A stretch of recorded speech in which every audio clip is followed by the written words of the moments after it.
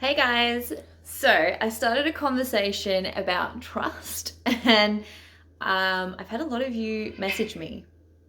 Apparently, Teeny has something to say on that topic as well.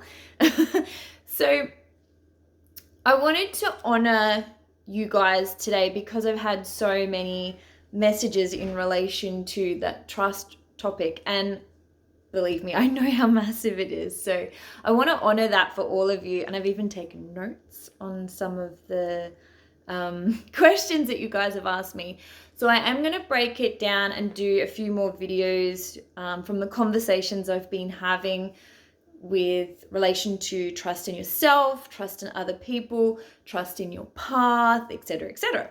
But I had a few specific questions that I wanted to touch on for you guys today and keep this conversation rolling because it's such a massive topic and it impacts every aspect of your life. So I kind of feel like it's kind of essential to have these conversations too. So one of the questions I got asked yesterday was, how do we approach trust when it comes to listening to our hearts, our intuition, and our inner child? I feel like that's a lot of questions in one.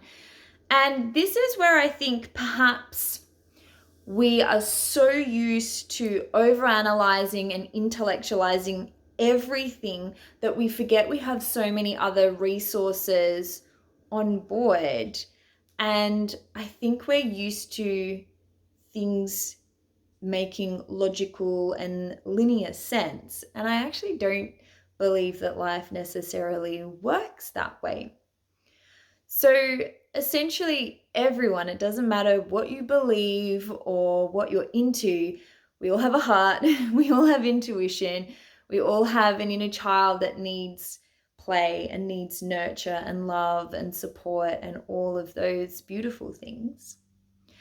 And so, how do you listen to that over the noise in your head? I think the biggest step, first of all, is actually acknowledging that you're listening to the voice in your head. And generally speaking, everything that you think about is ideas that came from other people. And it doesn't necessarily mean that those people live happy lives or a life that you would like to emulate in some way.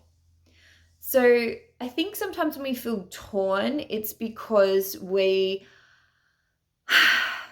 don't trust our heart, don't trust our intuition, don't trust that it's okay to play or be playful.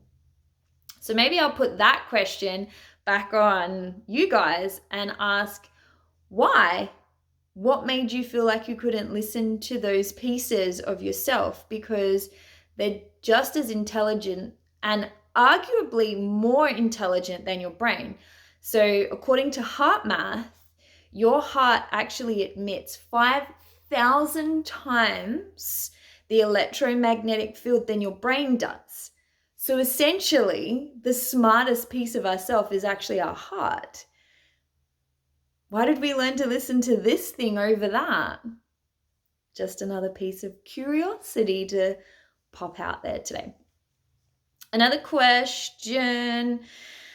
Oh gosh. Okay, it's kind of tricky. Can our soul be us? Us. So the question was basically about, how do we know it's actually our soul and not, BS, essentially? And here's the thing, the ego is actually really good at masquerading as the soul. So it's very good at giving you seemingly logical reasons why you shouldn't follow your heart. And so I think it's actually the first step is being really honest with yourself and developing a deep relationship with you. Therein lies the trust. Therein lies actually, I'm just BSing myself and buying into an idea or a connotation or whatever it might be. Because the soul can't lie. Like, that's not a part of how the soul is purity. The soul is source, essentially, and whatever you personally believe that to be. So can your soul BS you? No, but I'm pretty sure that our brain is doing a pretty damn good job at BSing us anyway. So I don't believe that it's the soul that's BSing you, because it's the soul that's guiding us to the people and the experiences that are going to nourish us and be best for our life. And I think it's our brain, because our brain is essentially hardwired for survival. Our brain is, essentially that's what it does. It's like, oh, wait on, this could be a similar situation to what I've been in before. Preservation, instead of actually you're a different person, and who you are now is going to be able to handle whatever's coming. Hopefully that makes sense. Another question was, do you think that trust comes with a higher purpose? Oh, yeah.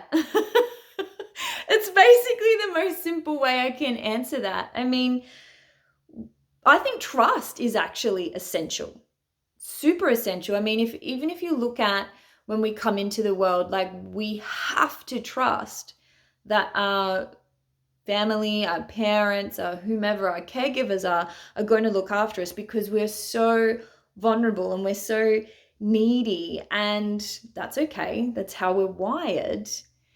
And I think that we need to develop trust because we're born with needing trust, but also, even if you just look at physiological aspects of being human, like, you've heard me talk about co-regulation plenty of times, and how our nervous system is wired to bond with other people and help each other. And so we actually need each other. So we need to build trust in order to be able to be at our best, be at our homeostasis, be able to be at that base level of self. So yes, I do believe that trust has a higher purpose, because I think that we're designed to learn and relearn about trust. That's why it's such a massive topic. And I feel that because everyone, I don't care who you are and what you've been through, everyone has had experiences where their trust has been broken, where they've been hurt or harmed, or gone through some tumultuous times. So we learn to distrust, and then through that we learn to trust again, and then distrust and trust. And I think it's a balancing act, and we keep coming back to self, come back to self, come back to self, come back to trust, because that is the pure state of being. The last question I'm going to answer today, because obviously this is massive, and I'm going to break it down into the 3 sections like I spoke about. But how do you trust after being hurt? I could probably talk for a long time just on that question alone, and it's really massive. So I will discuss more of that in the self-trust, but I also think something about what I said yesterday is quite impactful, in the respect that whatever's happened in your past is done. You can't do anything about it. It's just a memory now. You're not even living it anymore. So with saying that, as you step into the now and you step into your future, learning to trust again, I think, starts with self first and foremost, and then other people. So I think it's about developing that connection back with yourself. I'll pop a link in the notes as well, because I've got a free article, The Courage to Heal, which has got some tools in there, 5 of them actually, on ways that you can start to build the connection with yourself again. And while that leads towards trauma recovery, a massive component of that is trust. So if you start to build that trust element as well, that's a part of that journey. So if you want your free copy, the link will be in there, and you can just download that one as well. So hopefully those answered some of the big questions that I had come through, and I had quite a few. So this is already long as it is, but I will honor anyone else that sends me questions. Everything sort of tied back to those 4 today with the comments and DMs that I was getting. So as I mentioned, I'm going to do 3 more parts on this trust series. But if you've got questions you'd like me to answer, please comment in and DM as well, because I'd love to keep this trust conversation going because it's so big and beautiful, and let's keep having the talk. So have a great day, guys, and I'll chat with you all again soon.